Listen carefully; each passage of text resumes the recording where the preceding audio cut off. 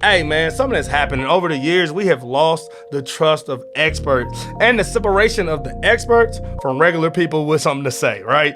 Today I'm talking about the death of expertise, how we can bring it back to life. And I want you to stay until the end, especially if you consider yourself an expert, because I want to talk about how you can dig yourself out this grave, okay? Because I think we need experts, but maybe in a different capacity than we once did. Before we get into that, I want to tell you who I am in case this is your first time.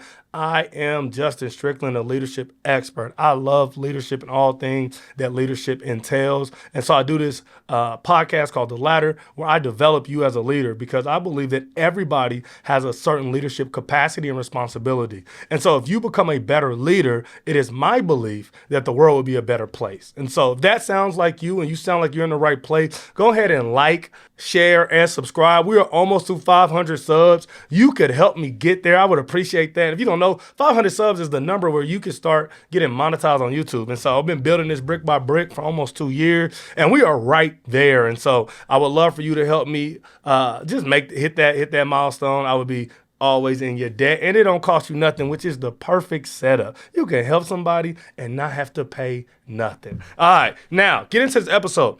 Earlier this week, I did a short on not Dr. Cheyenne Bryant, and her false flagging, if you will.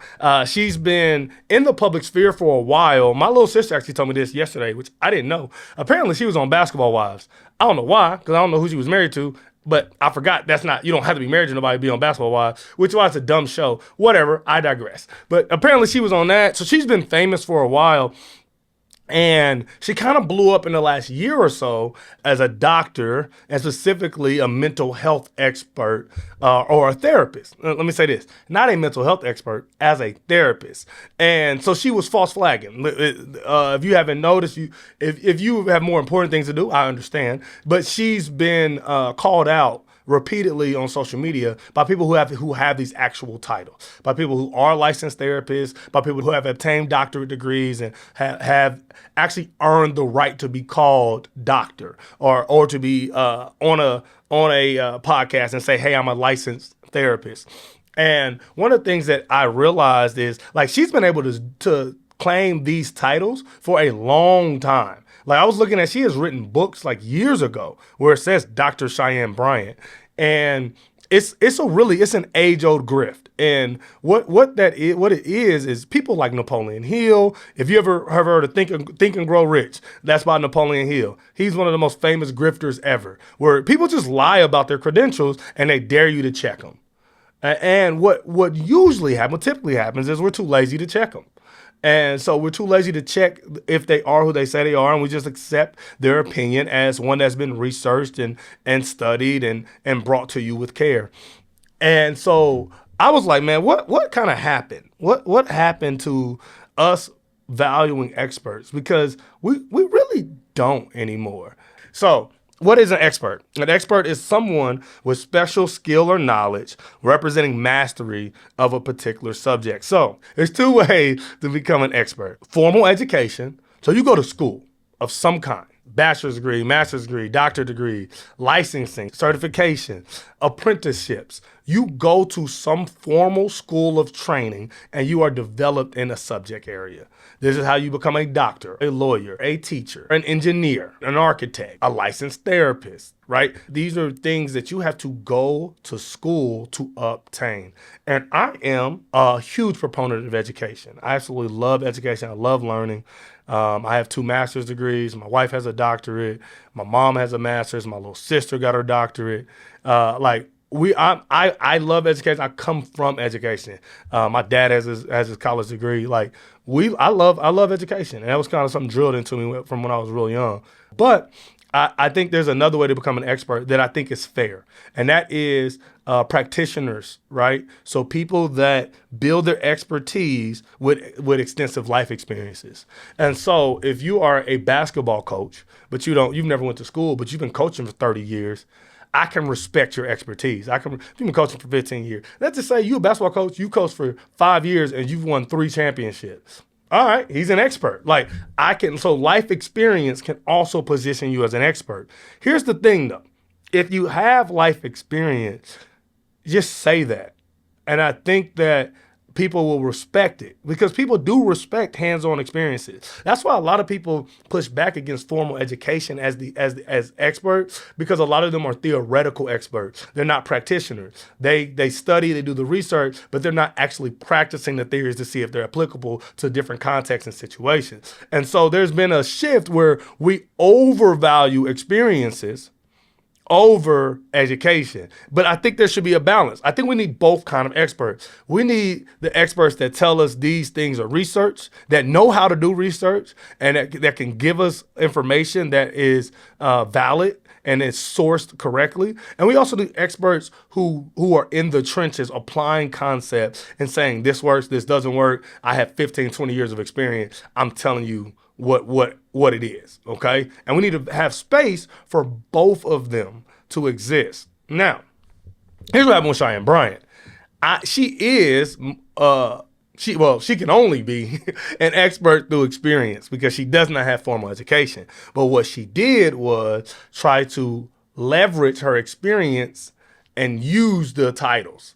And so she, in her mind, and this is just me, it's conjecture, but in her mind, she believed, because I have these experiences, I'm well versed in this subject, I'll use these titles and people won't question me because I sound like the people who have the titles, right? Like I think that's where she was going with it. She didn't know that people were gonna call her out and be like, "Hey, where's your diploma?"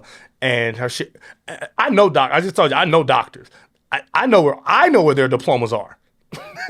Let alone them knowing where their diplomas are. So her to be like, I don't know, I ain't seen it. Lies, okay? Lies, bro. Come on, man. You ain't took no picture. No.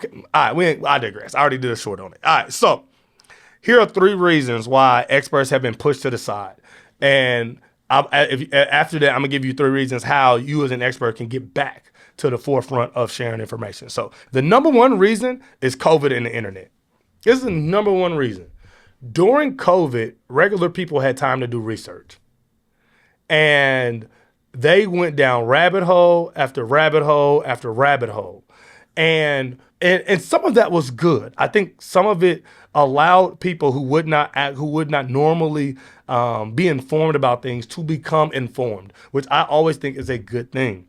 The problem is because most people have no formal training in research. They don't know how to differentiate from what is a good source and what is a bad source. All sources feel equal. So who do I think looks the best? Who do I think has the best quality camera? Who do I think talks the most? Who do I think talks the loudest? Who pops up in my algorithm? Those are all things that matter more to a novice researcher than actual data and information. And so COVID and the internet gave the rules or the guys that if you spent 20, 30 minutes on TikTok, you could become an expert. And you could not only become an expert, you could now share your expertise with the world because you've done the research. And as someone who's married to a doctor, no, you haven't. Okay? No, you haven't.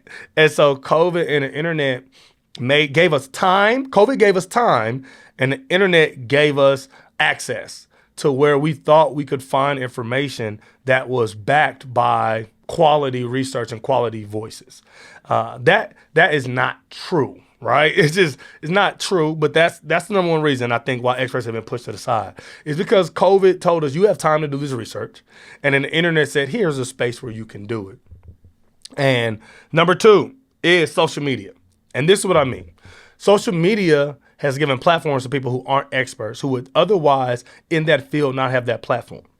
If you've ever written a published work and you had to get peer reviewed, you understand how difficult that is.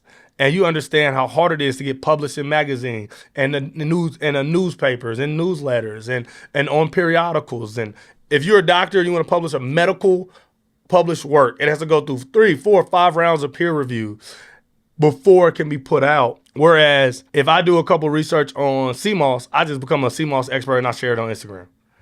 And so the social media made it so easy for experts to share medical advice without having to go through the hoops that medical researchers have to go through to share their expertise.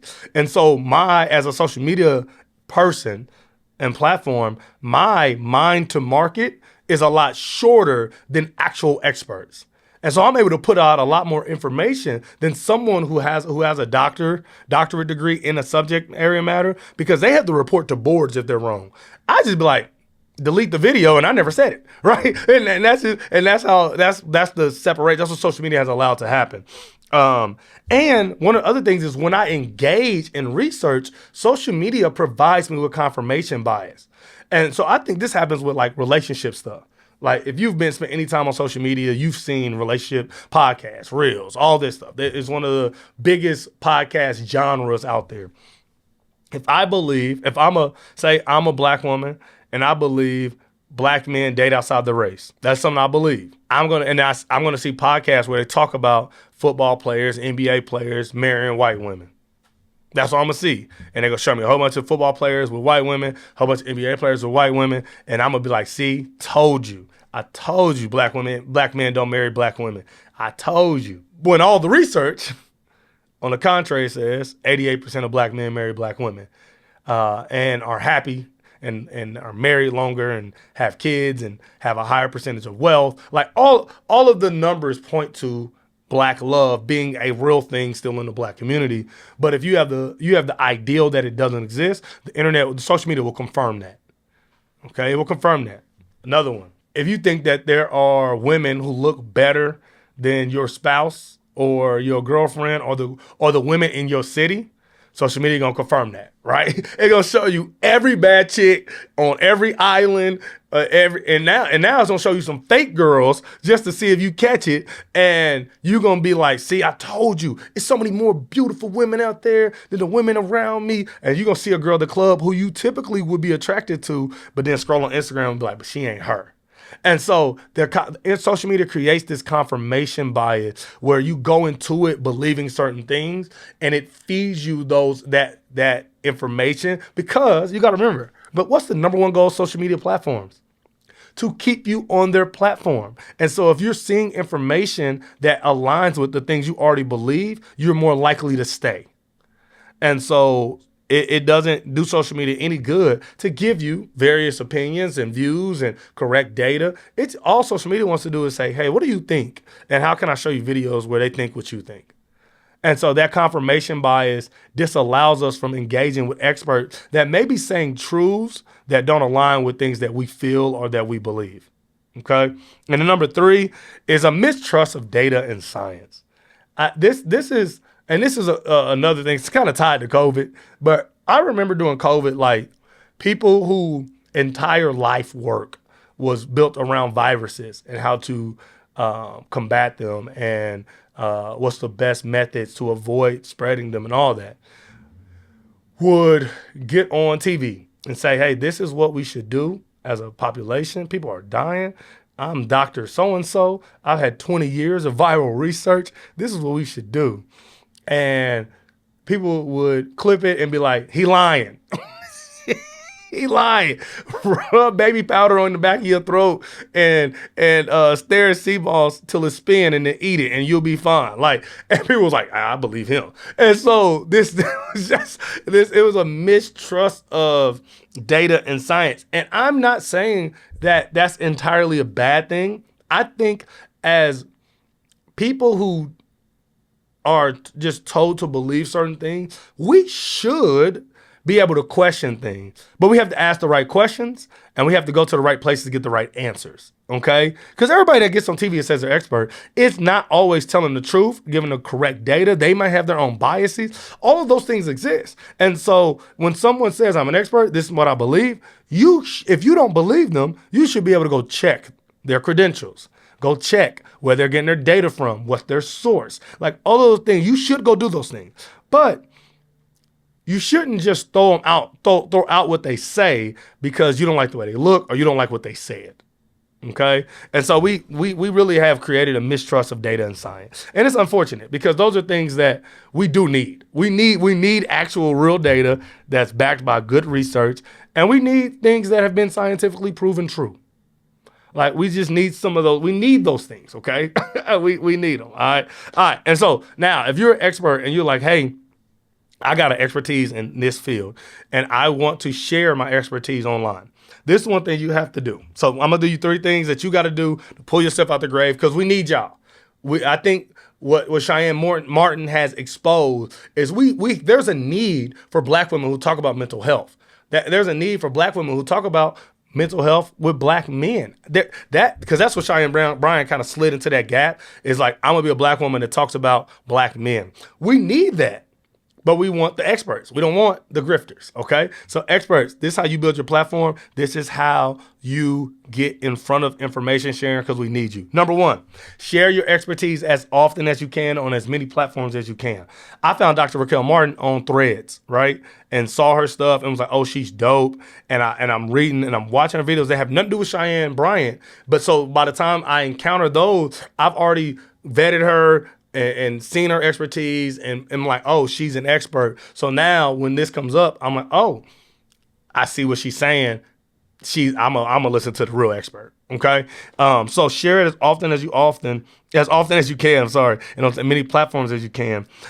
And don't get too busy experting to share your expertise with the masses, because that's what the boomers did, which is why the grifting and all that has been a play for years, decades, really. Is real experts just weren't on social media. They weren't on the internet because they were actually doing research, and they were actually giving lectures, and they were actually, you know what I'm saying, consulting with high level clients. We need y'all in the free form of media to be sharing your expertise. Like, we need you. If it's once a week, once a month, whatever you can fit into your schedule, find a way to do vertical videos where you share things that we should know that you're an expert in. Okay? We need it. We need it. Just stop saying you ain't got time. Make 30 seconds a week. Can we get 30 seconds a week of something you know that we don't? Okay? Number two, teach people about sources. I think this is the number one thing that experts can do that will help expertise become more valuable, is teach people what a primary source is, what a secondary source is, what a tertiary source is, and what an unreliable source is.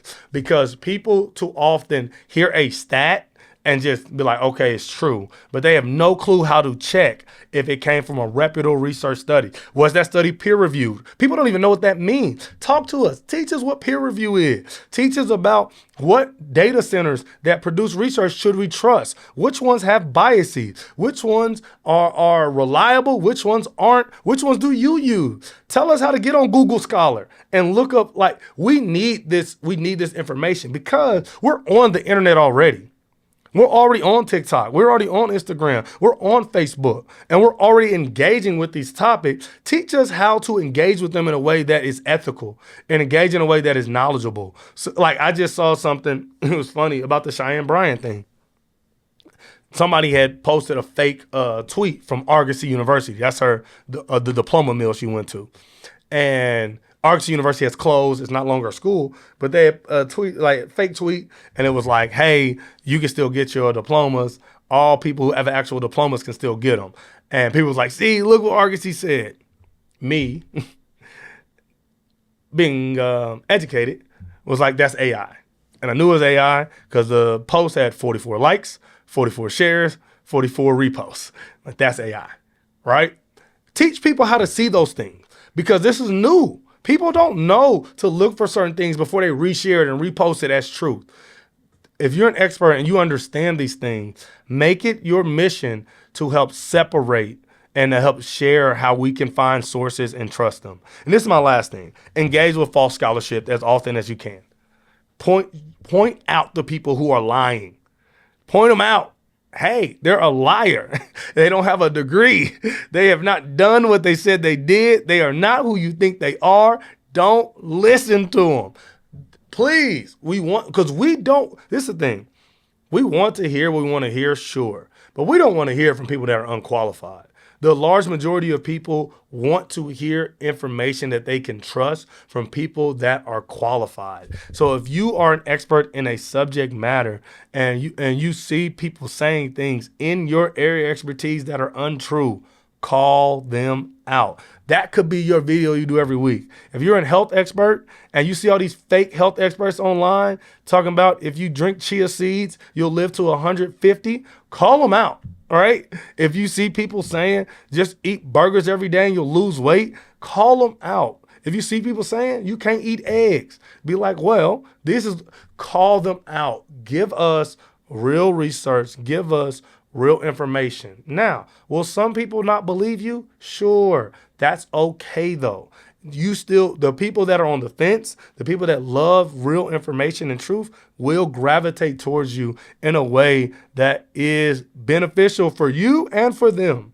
Okay? Your expertise benefits us. Please engage with false scholarship. Don't ignore it, because you ignore it. That's how people like Dr. Umar can keep calling himself doctor. And everybody know he's not a doctor, right? Everybody knows, but he still goes by Dr. Umar. I think that's what's gonna happen with Cheyenne Bryant, but time will tell. So that's my piece. I think expertise did die, but I don't think it has to stay dead. I think we can do the work as people that engage online all the time to figure out who the real experts are and to give them platform so that they can share information that matters, that changes lives, and that helps people. All right, y'all. I love y'all. As always, you could be anywhere on the internet. You could be probably studying with Cheyenne Bryant on your doctorate, but instead you came and hung out with me for a little bit of time, and I'm grateful and I appreciate y'all. And until next time, man, I'm out of here, man. Peace.